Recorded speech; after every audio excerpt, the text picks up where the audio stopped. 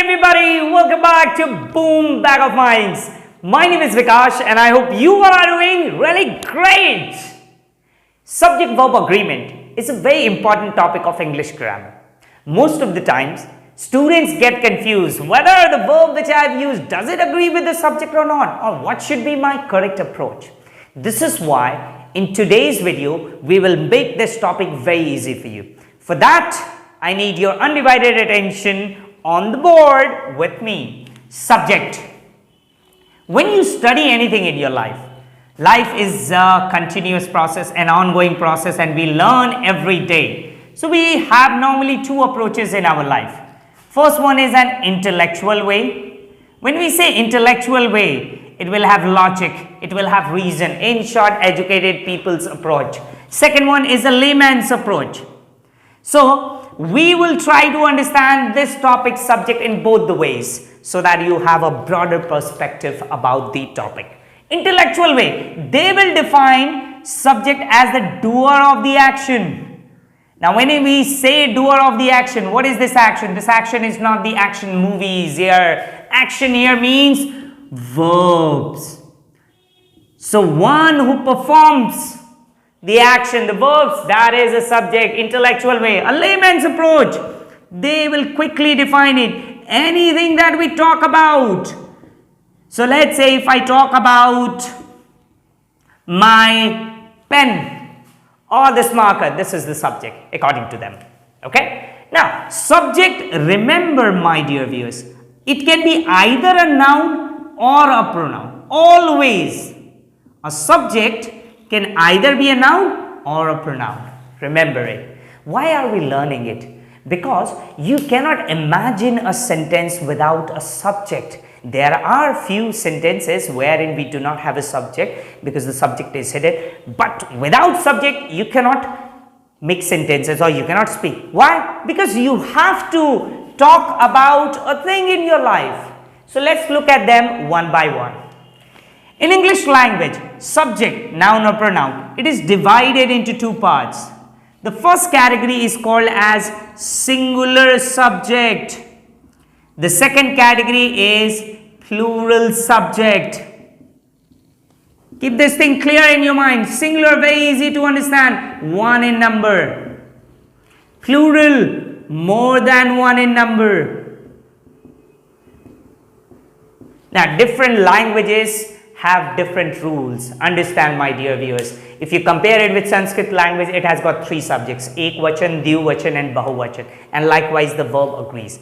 But in English language, it is quite easy to learn because there are only two categories, singular and plural.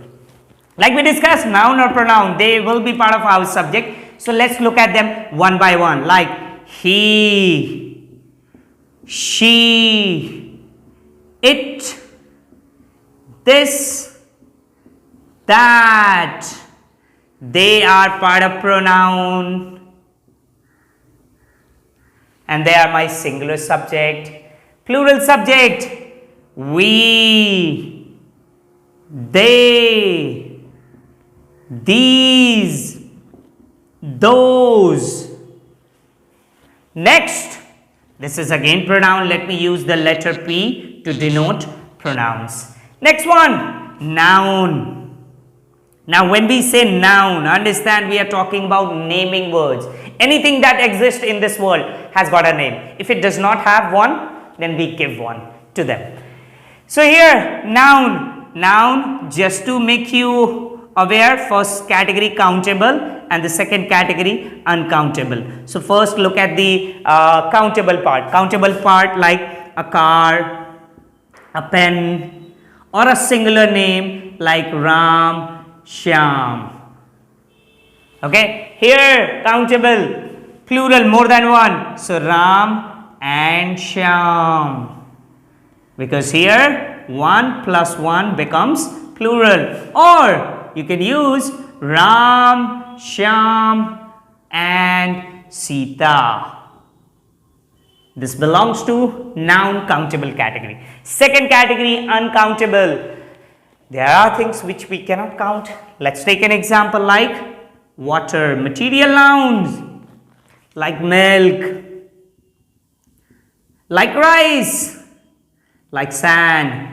These come under the category of singular. Let me be very particular about it. These words are part of singular subject. They are not treated as plural because they are uncountable. So uncountable means one unit, and one unit here means singular subject. Okay. Now let's move towards another category of pronouns. There are times you might have heard words which ends with body, thing, and one. Let me use proper word. Like everybody, everything, everyone. Someone, something, somebody. No one, nothing, nobody. And anything, anybody, anyone. These kind of subjects are always treated as singular ones. Let's be very particular about it. Again, they come under the category of pronouns. Now, I'll write a very special subject here, there. This is one subject which can be used as a singular as well as a plural one. Let me give you an example. There is a boy in the class. Is a boy in the class. Okay. Another one. There are many boys in the class. So it can be used as a singular as well as a plural. Now, I would like to include two more subjects here under the category of plurals. Let me be very particular about it. See, I is first person singular. You is second person singular. However, I am keeping them under the category of plurals to make the rules very easy for you, because most of the time they follow the same rule as the plural subjects do. Okay. So, after we have got the basic information about the subject, now comes the most important thing to understand. How do we use this subject?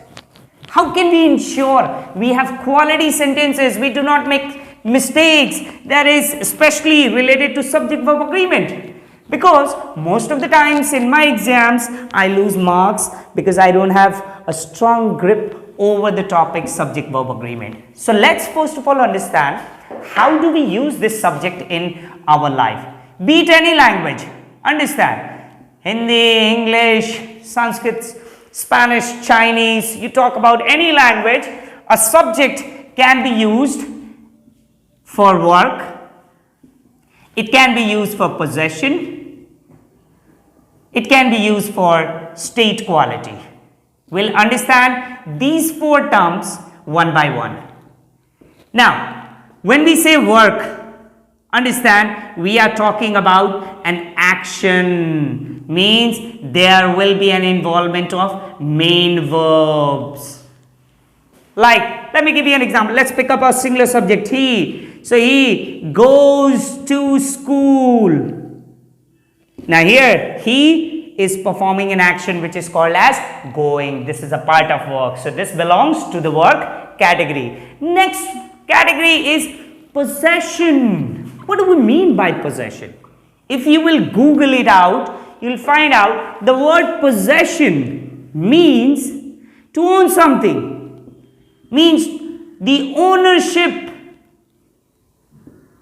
So, when we say possession, we are talking about two kinds of possession. One is physical possession, which we can see it with our eyes, and the other one is non-physical possession. We'll look at both of them one by one. When we say physical possession, like car, bikes, money, this world is full of materialistic things. Non-physical, which we cannot perceive with our physical senses. In short, let's take an example like hope, like faith, like pain, and there are many.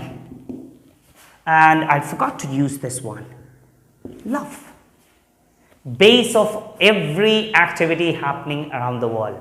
Okay, it is a source of inspiration and it is a source of destruction as well. So use it carefully, my dear viewers. Okay, so I hope you have understood possession, to own something.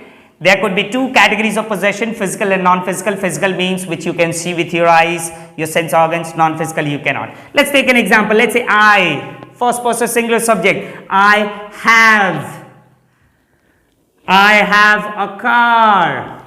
This is my physical possession. Let me denote them by the letter PP. Okay. Next one.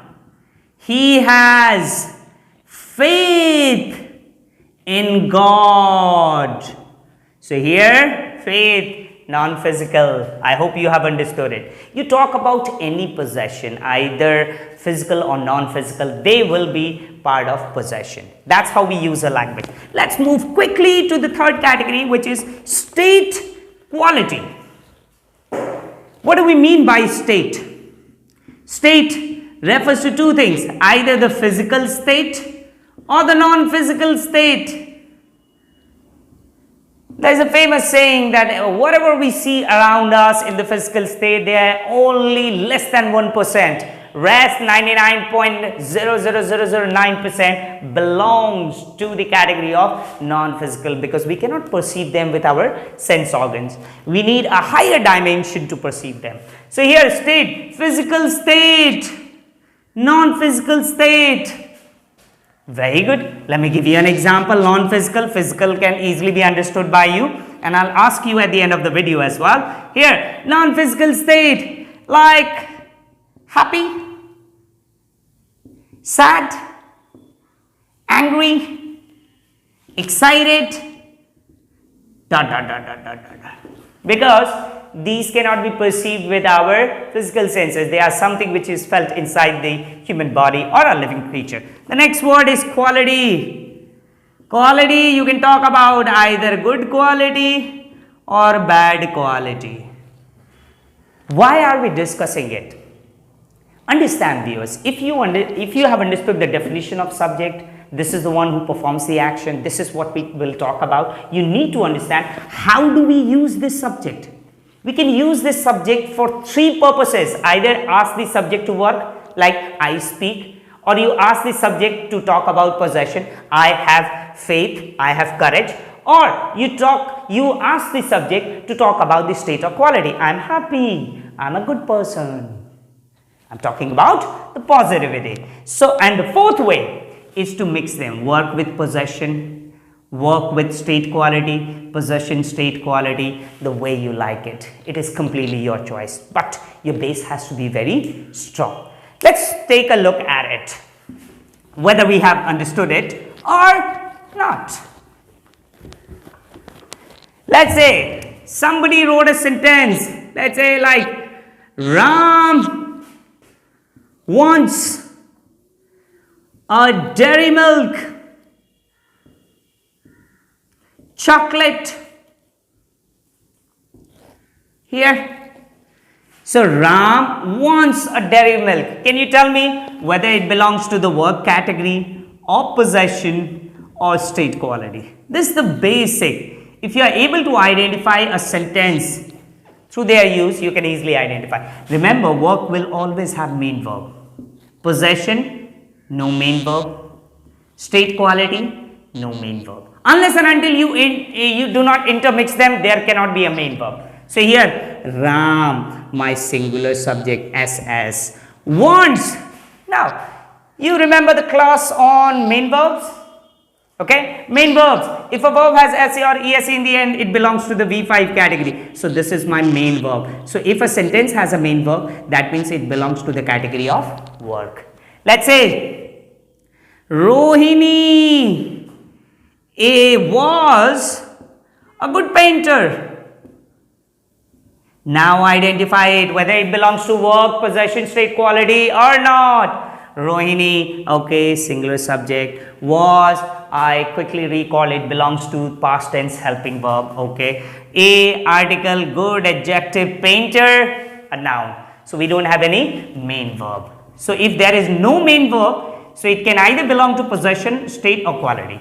So here, let's check the sentence. For possession, there has to be have, has, had or will have. State quality is are, was, were, will, be and am. Stomach. Check here, which verb do you have, helping verb? So was, it belongs to state quality. Let's take another example. Let's say somebody said, here quickly, let's be quick. Remember students, I am doing it quickly, but you don't have to be in a rush. Education, learning is one of the toughest jobs in the world because it involves a lot of concentration. In fact, undivided attention is required. So here, let me write a sentence. Let me add another one. Rohan and I. So this is now 1 plus 1. Tell me which subject? Plural subject. Rohan and I have courage to pursue our dreams. Now let's look at it here. Now this sentence is a mixture one. Like I said, you can use it for verb, possession, state quality, or intermix them. So Rohan and I subject have courage. Have is a helping verb, present tense. Okay, time should be very clear in your mind. Now courage. Courage. No, it is not a main verb. Again, to pursue. Pursue is my main verb. After to we use V1. So here what have we done? Rohan have courage. Courage. Rohan and I. So here first thing we have talked about is possession. Okay. Second thing that we have talked about is work because there is a main verb. So in this sentence we have utilized possession plus work. The main purpose of today's video is to make all my viewers and students be very comfortable about the concept of subjects, identifying the way in which the subject has been used either for work. Just to recap, work will always have a main verb, or is it being used for possessions? If you talk about possessions, it will have has, have, had, will have, but no main verb unless and until you do not mix them. So let me put a star mark. The next one is state or quality. State quality here means it will have is, are, am, was, were, will be, but no main verb unless and until you do not intermix them. So I hope my dear viewers, you have got the basics. Intellectual way as well. Doer of the action. Action means verb, subject, or the layman's approach, a common man's approach, which is anything that we talk about is part of my subject. Subject is either a noun or a pronoun, always, because anything that we talk about will have a name, and naming words are called nouns. If we don't want to repeat the word nouns in our sentence, we use pronoun, words used in place of noun.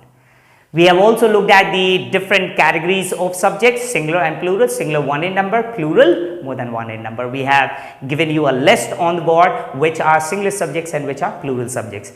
Then finally we discuss how do we use this subject in our language, because that is how you will learn this language quickly. Either you can use the subject to perform an action, means for work purpose, like I speak, I will demonstrate to you, I'll tell you what to do. Or you can use it for possession. Possession means when you want to show ownership of something, this belongs to something, like I have a car, I have a bike, I have a marker. Okay. Next category is state and quality, which means either you talk about mental state, physical state, or good quality or bad quality. He is a good boy, he was a good singer, he was sad, or he was very happy. So my dear viewers, I hope this video has helped you to understand a very important topic, subject. In our next video, we will move one step ahead to talk about subject-verb agreement and the best use of tenses. Thank you very much viewers for watching me. Please do subscribe and press the bell icon to receive latest notification from our channel. I love you all. You all have a good time. Thank you.